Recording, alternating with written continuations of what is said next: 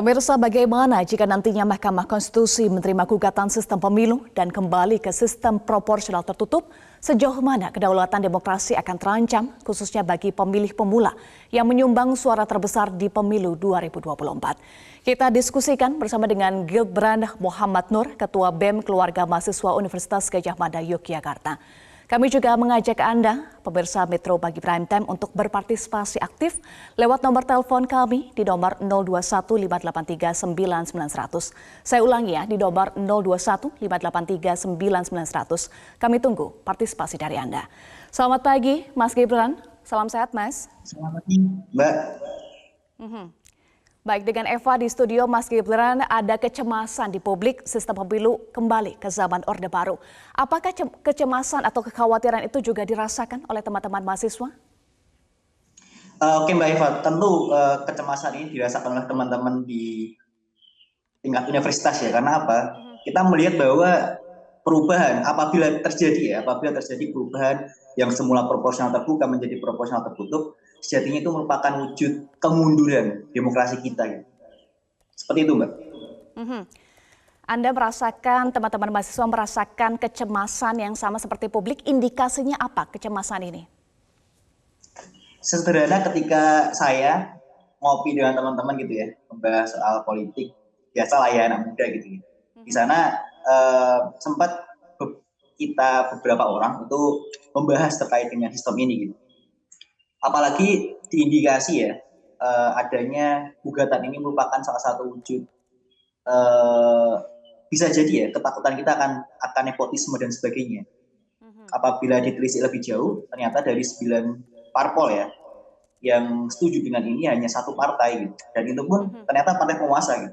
Apabila kita melihat dengan menggunakan perspektif skeptis, kita melihat adanya kecenderungan untuk mempertahankan kekuasaan dari partai yang bersangkutan gitu. Sehingga kita melihat bahwa perlu nih kemunduran ini untuk tidak terjadi gitu.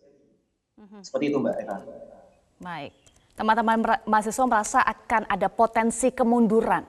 Sejauh mana kemunduran yang diperkirakan atau dirasakan oleh Mas Gibran dan juga teman-teman mahasiswa? Ketakutannya seperti apa? Tentu ya Mbak Eva, kita sebagai anak muda gitu ya, terutama mungkin teman-teman mahasiswa yang akan mengikuti pemilu 2024 nanti tidak ingin untuk membeli kucing dalam karung. Ketakutan itu merupakan hal yang wajar menurut saya Mbak. Karena apa? Itu kita sebagai konstituen ingin sekali suara-suara kita didengar dan bisa jadi diwajibkan oleh calon-calon yang kita tahu gitu. Tidak mungkin rasa nyaman itu hadir ketika kita nggak tahu gitu siapa yang kita pilih gitu. Siapa yang menjalankan fungsi legislatif gitu. Bayangkan kalau kita sebagai pemilih muda gitu ya hanya sebatas memilih lewat partai gitu. Se-efektif apa nanti ke depannya, kemudian oke apa gitu ya para calon yang ditunjuk oleh partai ini duduk di DPR atau di kursi-kursi legislatif dapat menjalankan amanah untuk menyambung lidah rakyat gitu. Karena sejatinya mereka dipilih bukan oleh rakyat tapi oleh partai gitu. Bisa jadi ketaatan kemudian keloyalan yang seharusnya jatuh kepada rakyat ini justru malah teralihkan kepada elit-elit partai gitu. Jadi ketaatan para legislator ini jatuhnya hanya kepada elit-elit partai, tidak kepada rakyat yang seharusnya. Seperti itu Mbak Eva. Baik, tidak ingin membeli kucing dalam karung dan juga ada kekhawatiran para calon-calon ini hanya mau mengabdi kepada partai bukan kepada rakyat, begitu ya Mas Gibran? Iya Mbak Eva. Kalau kita lihat potensi pemilih pemula pada tahun 2024 ini kan angkanya besar ya, mayoritas 60%. Apakah jika proporsional tertutup ini akan mempengaruhi partisipasi pemilih, utamanya pemilih pemula? Saya tidak bisa memastikan ini akan memberikan pengaruh yang buruk kepada pemilih pemula. Cuman saya melihat dengan perspektif saya sekarang, ketika ternyata benar akan dilaksanakan dalam bentuk proporsional tertutup, saya rasa pemilih muda akan lebih berhati-hati yang pertama. Yang kedua, semakin skeptis dengan sistem demokrasi di Indonesia. menisik ya tulisan dari Nezat Kerit terkait dengan evaluasi sistem pemilu di Indonesia dari tahun 1955 hingga tahun 2019 kemarin. Emang benar gitu ya, sistem proporsional tertutup mampu untuk meningkatkan kaderisasi partai gitu, pun dengan mengurangi ongkos politik yang besar. Tetapi di sisi lain proporsional tertutup ini membawa dampak yang cukup buruk ya. Yang pertama karena salah satu yang mungkin ditakutkan oleh teman-teman mahasiswa adalah mulai timbulnya nepotisme. Karena apa? Di sini yang lebih berperan adalah partai gitu. Ya. Tidak secara langsung rakyat. Dan itu menjadi ketakutan dari mahasiswa. Takutnya karena saat ini timbul riak-riak krisis pada lembaga legislatif ya tentunya. Beberapa survei mengatakan bahwa rakyat sudah mulai trust issue dengan lembaga legislatif. Apabila proporsional tertutup diamini oleh MK dan akhirnya dilaksanakan di tahun 2024, tentu hembusan-hembusan trust issue tersebut akan semakin teramplifikasi, semakin meluas sehingga bisa jadi justru mengurangi daya serap suara yang ada di ranah mahasiswa. Seperti itu, Mbak Eva. Baik, sebelum kita lanjutkan Mas Gibran, kita akan dengar dulu ada penelpon ya. Langsung saja saya akan sapa Pak Yanto dari Sumatera Selatan. Selamat pagi Pak Yanto. Selamat pagi Metro TV. Ya, silakan Pak Yanto. Ya, memang yang bagusnya memang Bu, kita pakai sistem yang sudah ada terbuka, itu yang demokrasi, yang profesional untuk memilih calon yang memang kita kehendaki untuk mewakili kita di masyarakat. Walaupun palang pintunya melalui partai politik, tapi sistem terbuka adalah kemajuan demokrasi. Yang harus kita lalui yang sudah baik kita buat lebih baik lagi. Untuk apa kita mundur demokrasi? Barang yang sudah ada terbaik kita tinggalkan. Jadi demokrasi terbuka salah satu tujuan demokrasi yang maju buat kita Indonesia. Yang mewakili suara rakyat adalah suara Tuhan. Pilihan kita adalah memang orang-orang yang kita pilih. Nah, itu aja Bu dari kita. Baik. Terima kasih. Terima kasih Pak Yanto dari Sumatera Selatan. Mas Gibran, tadi kita sudah dengar ya, penelpon Pak Yanto sampaikan pakai sistem yang sudah ada saja, sistem proporsional terbuka ya. Untuk apa mundur demokrasi? Suara rakyat adalah suara Tuhan. Sepakat Mas Gibran dengan ini? Sepakat, seperti kata Pak Yanto ya, Vox Populi Vox Dei, ya. Kehendak rakyat adalah kehendak Tuhan.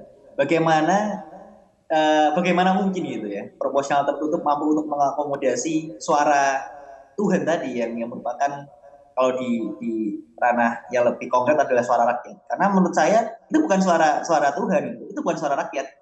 Itu justru merupakan suara elit, Vox elit gitu ya berarti. Suara elit, suara partai.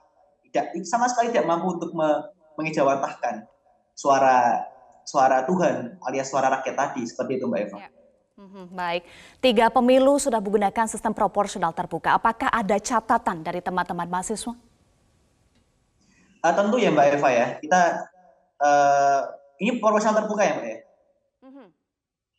Oke. Ya, karena kita sudah menggunakan sistem itu sistem yang sudah kita gunakan 3 pemilu, Mas Gibran. Ada catatan khusus? Ini mungkin salah satu poin yang sering sekali saya diskusikan dengan teman-teman mahasiswa gitu. Betapa mahalnya ongkos politik dengan sistem proporsional terbuka ini. Mungkin catatan yang perlu kita perhatikan di tahun 2024 adalah bagaimana cara sistem politik di Indonesia itu lebih mengangkat nilai value yang dibawa oleh masing-masing calon. Sehingga apa? Ketika masyarakat teredukasi dengan sistem politik yang lebih mengedepankan dengan value-value yang dibawa oleh calon-calon legislator atau calon-calon eksekutor, harapannya ongkos politiknya akan semakin menurun gitu.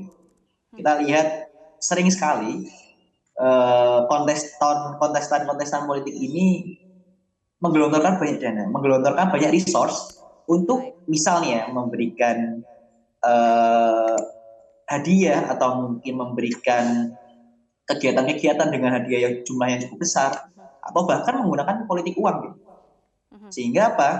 Ketika legislator ini atau ketika pejabat-pejabat ini terpilih, apa yang mereka lakukan atau fokus kerja yang mereka lakukan tidak untuk rakyat itu, tapi untuk mengembalikan modal yang telah mereka keluarkan ketika masa pemilu. Itu yang mungkin menjadi catatan besar kita, bagaimana cara masyarakat atau bagaimana cara pemerintah untuk meningkatkan literasi terkait dengan politik, sehingga masyarakat lebih melek terkait dengan sejatinya pemilu adalah pertaruhan gagasan gitu. Baik. Sehingga Baik, Mas lebih Gibran. mengutamakan Ya, dari tadi yang kita diskusikan dan kita juga sudah dengar suara dari penelpon, suara rakyat adalah suara Tuhan yang mendukung sistem proporsional terbuka. Nah, kalau MK mengabulkan sistem proporsional tertutup, apakah akan mempengaruhi citra MK di mata publik, khususnya citra MK di mata teman-teman mahasiswa? tentu ya Mbak ya, karena sekali lagi kehendak rakyat adalah kehendak Tuhan gitu. Ketika apa yang semula sudah oke lah ya, meskipun ada beberapa catatan di sini, tetapi bukan berarti kita harus mengubah sistem ini. Perlu untuk diketahui bersama bahwa MK ini seperti yang disampaikan Pak Ma'ruf Amin tadi ya, bahwa perlu nih MK untuk mengakomodir kepentingan rakyat gitu, kepentingan masyarakat secara lebih luas itu. Sehingga ketika ternyata MK menggolkan proporsional tertutup, justru jujur ya teman-teman mahasiswa pemilih muda bisa jadi kecewa dengan keputusan tersebut gitu. Karena seperti yang disampaikan Pak Yanto tadi, sistem ini udah bagus gitu. Akan tetapi seperti yang saya sampaikan tadi, perlu ada catatan, perlu ada tambalan-tambalan di sana sini untuk semakin mempermulus dan semakin memperlancar sistem politik di Indonesia. Baik, terakhir singkat saja, apakah ada sikap bersama teman-teman mahasiswa untuk menolak sistem proporsional tertutup? Singkat saja Mas Gibran. Sebenarnya dari BMKM UGM belum membuat rilis kajian secara lebih komprehensif. Kita sedang proses pembuatan rilis kajian. Akan tetapi stand secara informal gitu ya, tentu menolak dengan adanya sistem proporsional tertutup. Kita lagi-lagi seperti saya sampaikan tadi, tidak ingin membeli kucing dalam karung. Seperti itu. Tidak ingin membeli kucing dalam karung. Terima kasih Gibran Muhammad Nur, Ketua BEM Keluarga Mahasiswa Universitas Gadjah Mada Yogyakarta sudah bergabung bersama kami di Metro Pagi Prime Time.